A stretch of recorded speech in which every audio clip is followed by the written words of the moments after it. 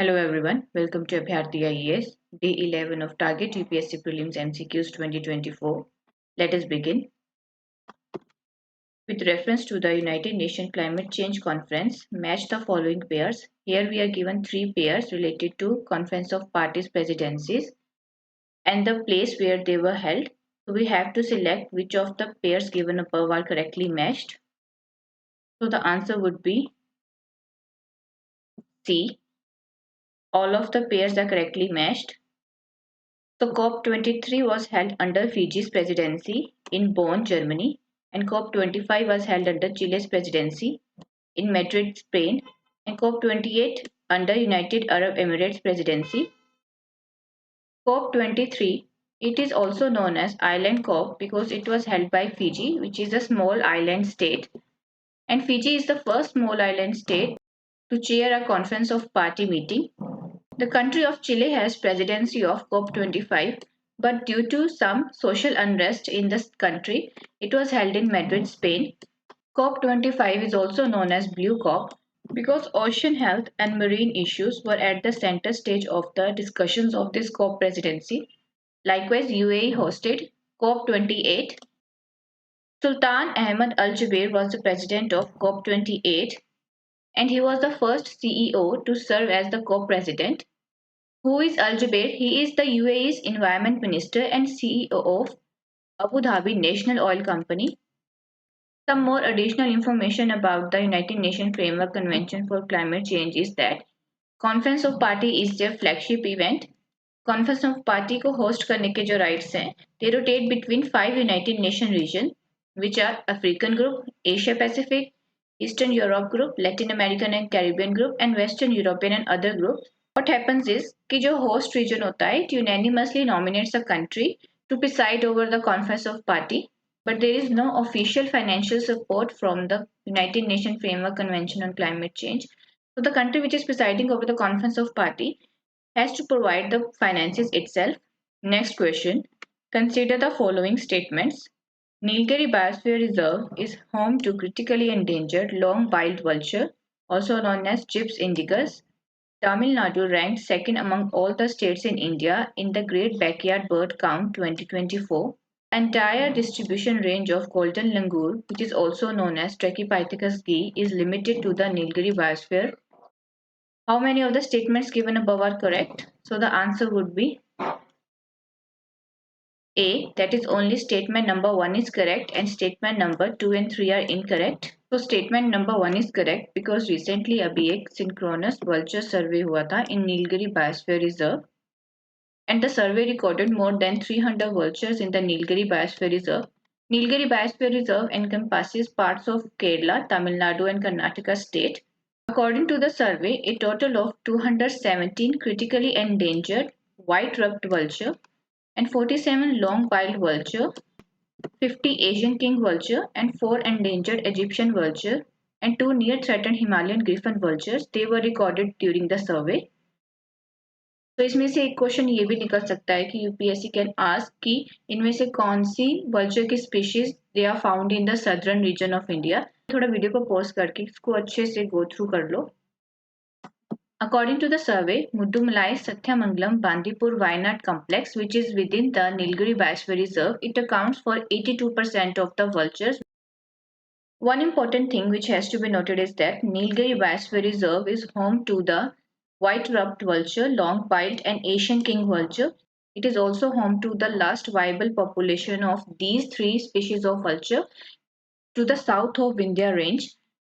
Statement 2 is not correct because Tamil Nadu ranks 7th among 37 states and union territories in India in the population of Great Backyard Bird Count of 2024. Kerala ranks first and Maharashtra ranks second. An important fact is that while Kerala recorded the most number of checklists, West Bengal reported the maximum number of species.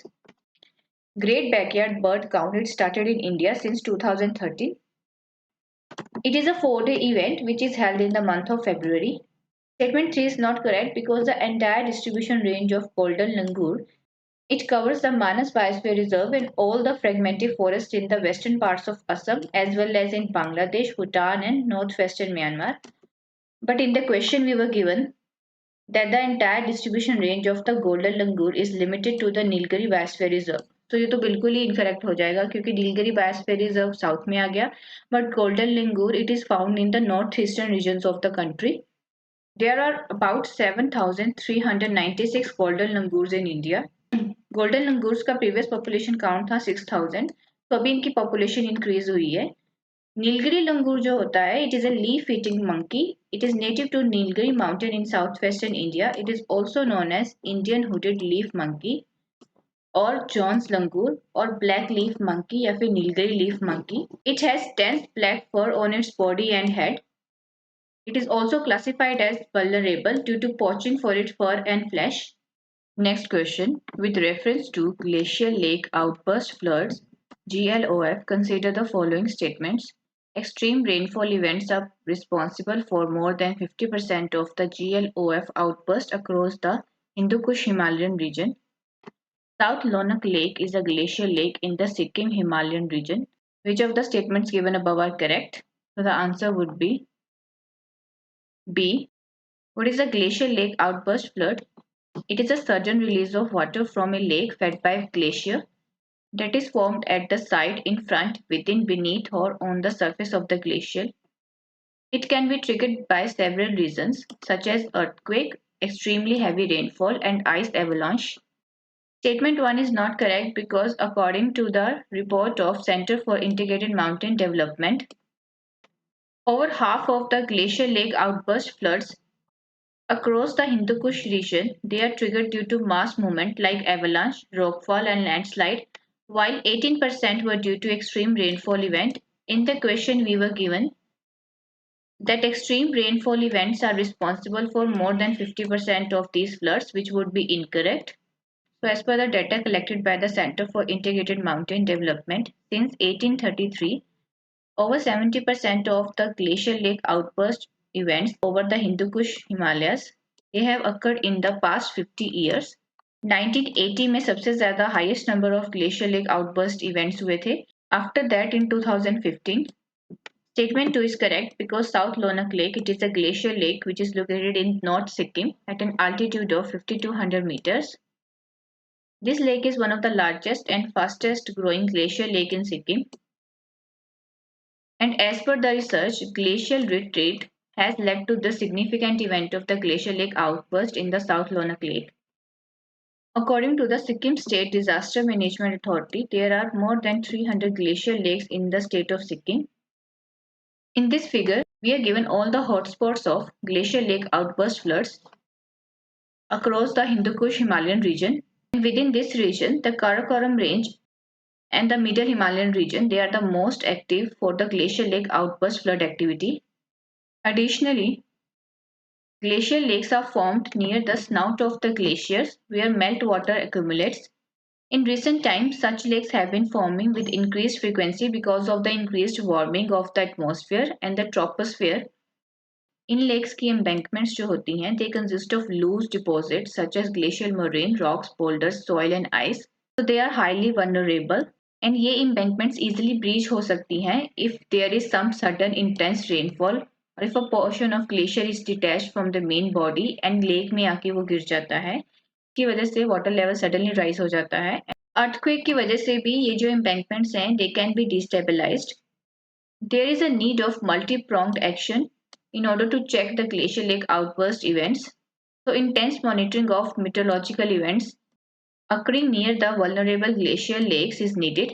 Real-time processing of data in order to forecast the behavior of glacial lake and to alert the people which are living in the vicinity of the lake.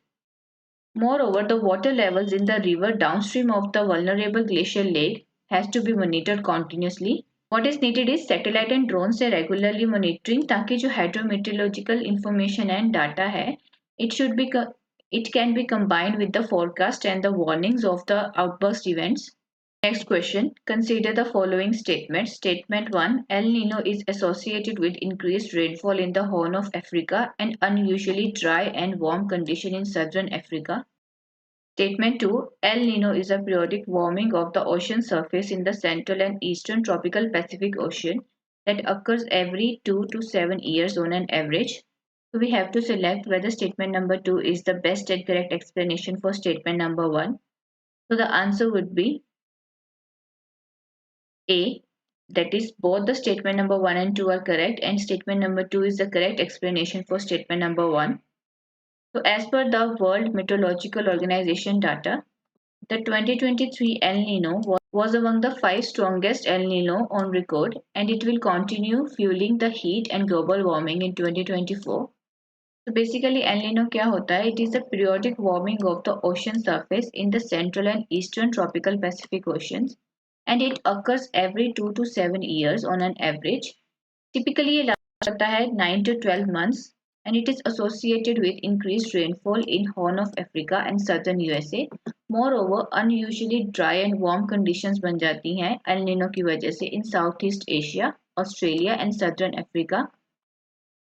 तो 2023 में जो El Nino event occur हुआ था इसकी वजह से जो eastern and central tropical Pacific Ocean का सी सरफेस टेम्परेचर है वो on average 2 degree Celsius increase हो गया था and it is one of the 5 strongest El Niño events recorded by the World Meteorological Organization. ये सबसे स्ट्रॉन्गेस्ट नहीं था बिकॉज 1997 एंड 2015 के इवेंट्स जो थे वो इससे ज़्यादा स्ट्रॉन्ग थे।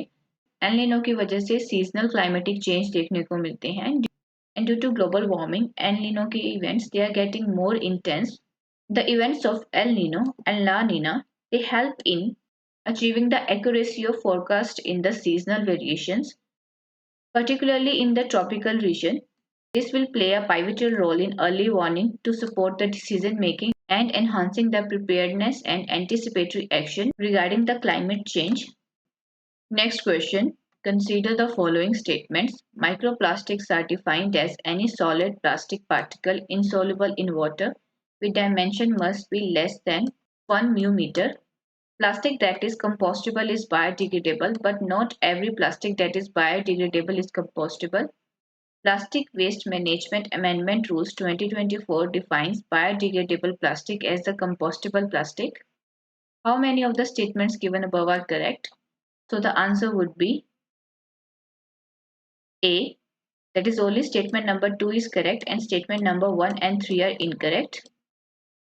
Statement number 1 is not correct because microplastics are defined as any solid plastic particle insoluble in water with dimension between 1 μm and 1000 μm.